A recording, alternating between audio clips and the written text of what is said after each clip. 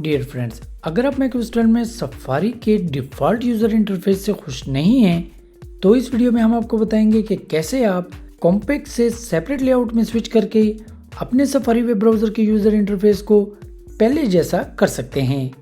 लेकिन वीडियो शुरू करने से पहले एक छोटा सा इंट्रो।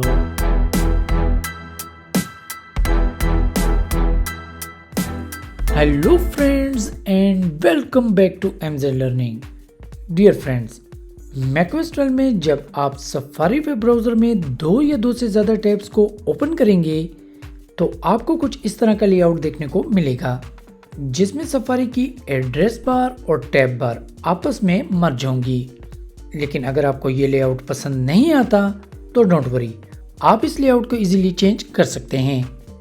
उसके लिए आप सफारी के प्रेफरेंसेस में जाएं और टैब्स पे क्लिक कर दें। अब यहाँ पे आपने टैब लेआउट के सामने सेपरेट पे क्लिक कर देना है। जैसे ही आप सेपरेट पे क्लिक करेंगे, आप देखेंगे कि आपकी टैब बार और एड्रेस बार अलग अलग हो जाएंगी। एड्रेस बार ऊपर एक जॉइंट रो की शक्ल में रह जाएगी, जबकि आपके तमाम टैब्स नीचे की तरफ एक बार की शक्ल में शिफ्ट हो जाएंगे। अब सब कुछ पहले जैसा हो चुका है।